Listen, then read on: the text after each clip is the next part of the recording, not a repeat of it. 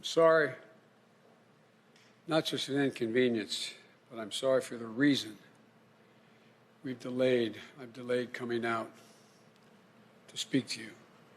I initially was going to talk about the economy, but all of you have been watching what I've been watching. At this hour, our democracy is under an unprecedented assault, unlike anything we've seen in modern times. An assault on the citadel of liberty, the Capitol itself. An assault on the people's representatives, and the Capitol Hill police, sworn to protect them, and the public servants who work at the heart of our republic. An assault on the rule of law like few times we've ever seen it. An assault on the most sacred of American undertakings, the doing of the people's business. Let me be very clear. The scenes of chaos at the Capitol do not reflect a true America, do not represent who we are. What we're seeing are a small number of extremists dedicated to lawlessness. This is not dissent. It's disorder. It's chaos. It borders on sedition. And it must end now. I call on this mob to pull back and allow the work of democracy to go forward. You've heard me say before in different contexts, the words of a president matter, no matter how good or bad that president is. At their best, the words of a president can inspire. At their worst, they can incite. And therefore, I call on President Trump to go on national television now to fulfill his oath and defend the Constitution and demand an end to this siege, to storm the Capitol, to smash windows, to occupy offices, the floor of the United States Senate, rummaging through desks, on the Capitol, on the House of Representatives, threatening the safety of duly elected officials. It's not protest, it's insurrection. The world's watching.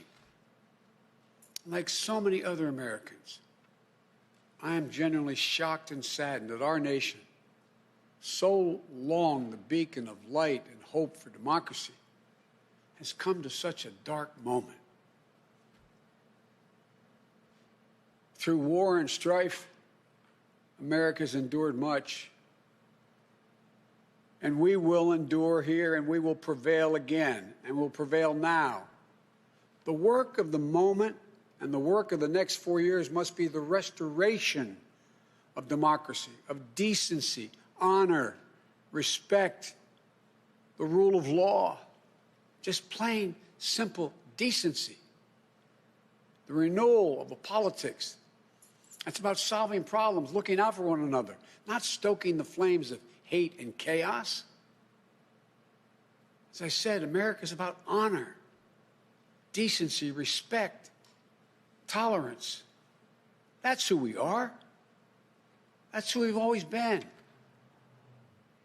The certification of the Electoral College vote is supposed to be a sacred ritual, which we affirm. The purpose is to affirm the majesty of American democracy. But today's reminder, a painful one, that democracy is fragile, and to preserve it requires people of goodwill, leaders of the courage to stand up, who are devoted not to the pursuit of power, or the personal interest pursuits of their own selfish interest at any cost, but of the common good. Think what our children watching television is thinking. Think what the rest of the world is looking at. For nearly 2.5 centuries, we, the people, in search of a more perfect union, have kept our eyes on that common good. America is so much better than what we've seen today. Watching the scenes from the Capitol, I was reminded, as I prepared other speeches in the past, I was reminded of the words of Abraham Lincoln in his annual message to Congress, whose work has today been interrupted by chaos. Here's what Lincoln said. He said, "We shall nobly save or merely lose the last best hope on earth."